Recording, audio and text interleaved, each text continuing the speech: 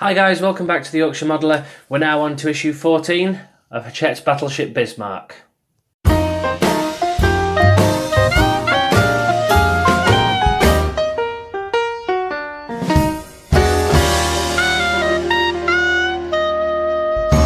So all we're doing in issue 14 is attaching the step motor onto the underside of the deck so we can turn that first gun, I believe 360 degrees.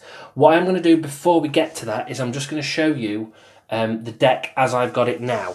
So I've taped the anchors and the anchor chains down just so they're not going all over the place because it's easier.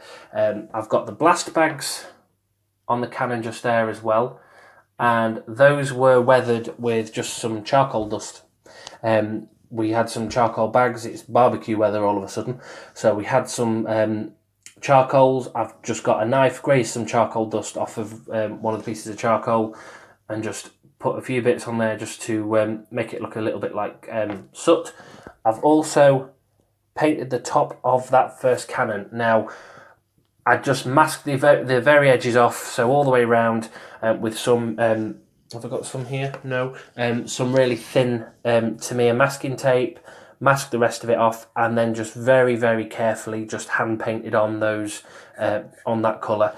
There is about 14 or 15 layers there, because red as a pigment doesn't go down very well, especially not on something as dark as the original base colour.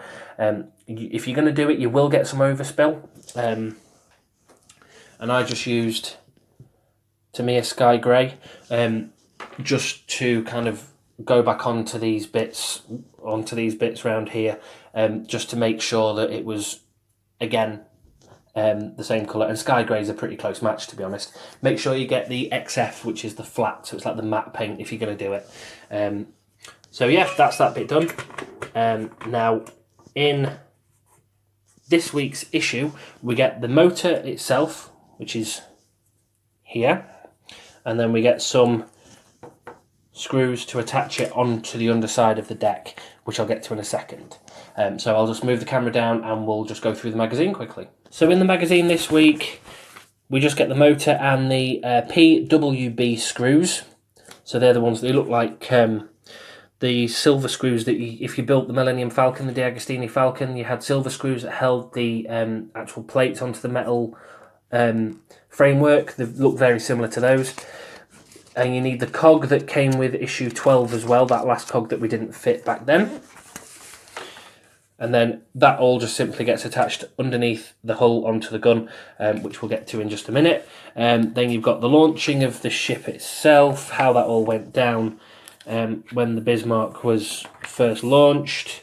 The light cruiser, so a different type of warship altogether, and just some information on battles and things like that. And then you've got straight into the history part again right at the back. So just thought I'd have a quick run through the magazine. I've not done that for a while actually. Normally I just get straight in with the build, but I just thought change is as good as the rest, so we'll get on to what was in the magazine as well this week. So the parts that we get: 3 screws and the motor itself. Now this motor is a stepper motor, which means that it does everything in tiny little steps. So it's not one smooth transition, it kind of goes dig, dig, dig, dig, dig, dig, dig, dig, dig all the way around, which will be historically more realistic anyway for the Bismarck itself. So now this is one of the reasons why I've taped the anchors down, so I can turn this over and not have to worry about the anchors going everywhere, because there's a lot of parts now we have to turn the model itself over. So yeah, so got a couple of my pots, and then we'll rest this up here just a little bit so you guys can see what I'm doing. I'll just zoom out a wee bit. There we go, that's better.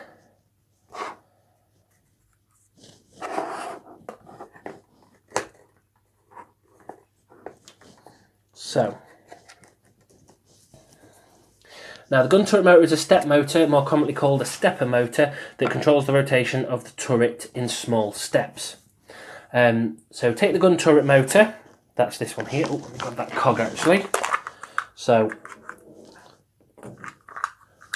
cog, that was in issue 12. Swing the light around a little bit. There we go. So, cog that was in issue 12. Take the gun turret motor, it controls the lateral rotation of the 38cm gun. So basically, swivelling on the deck itself. Fit the cog 12.8 onto the brass rotor of the motor. The cog was supplied with issue 12. Check that you fit it the right way around on the motor. The inset photo shows the cog correctly fitted. So, it is, by the look of it, where on this cog you've got that little peg part, that goes facing into the motor itself. And then you just push that on like that. That looks right to me. Like that.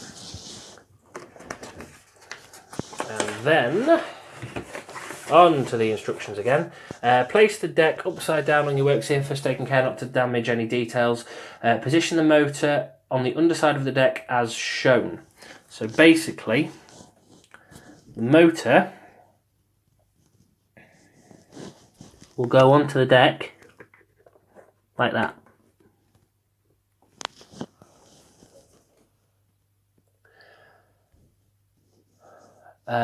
Position the motor on the underside of the deck as shown so that the screw holes on the tabs on the sides of the motor are aligned with the raised screw sockets on the deck. When it's in the right position, the teeth of the cogs 12, 7 and 12, 8 will interlock as shown in the inset. Fix the motor in place with the PWB screws, and that's everything. So, that seems to me... Whoop, let me get my mic in. That seems to me to be in place, so I'll just grab me trusty screwdriver. I'll bring this up a little more into shot, and what I'm going to do, I'm going to zoom you in, just so you can see in a little bit more detail what I'm doing here. So, PWB screw, oh, there we go, and then I'll do the one at the back first.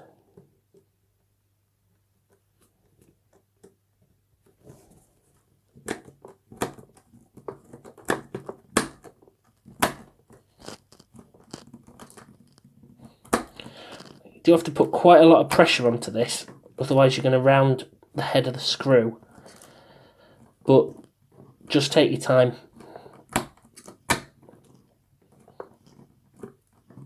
To screw it all in. There we go. That seems like it's all done.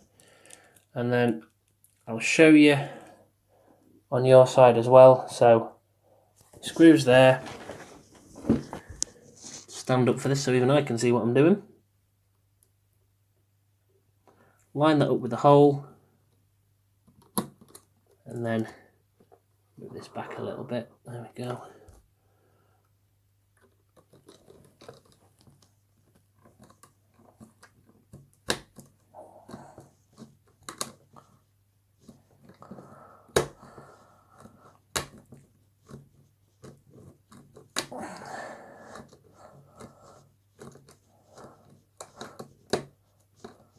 There we go, that's all on. So, that's the motor all attached to the underside of the deck. Everything in place and same as normal. Zoom you back out again. Same as normal. We've got one spare screw, so that'll get popped in my medicine pot. I'll do that in a minute. But yeah, so that's all attached on, and the cogs are all linking in as well. So that is issue 14 done. Right then guys, so that's issue 14 all done. Quite a quick one really, just screwing the motor on, making sure, just do make sure that the teeth of the two cogs do sit together properly. Next week in issue 15, we're going to be getting another part for the hull, which I think gets attached to the part we received last week, and we're starting to work our way back on the keel itself. And you also get the breakwater supports as well, like we had the other week. So that'll all be the same as last time. We will have that being uploaded next Thursday, so stay tuned for that one.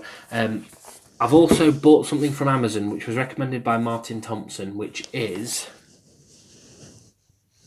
the Anatomy of the Ship. This is incredible. It's written by a guy called Stefan Driminsky. I really hope I'm saying his name right. It's got a ridiculous amount of scale drawings and 3D views. If I can find one of the 3D drawings, that's a good one actually. So that's one of the 38 centimetre guns. Just to show you how incredibly detailed this is. I'll put a picture on screen actually now.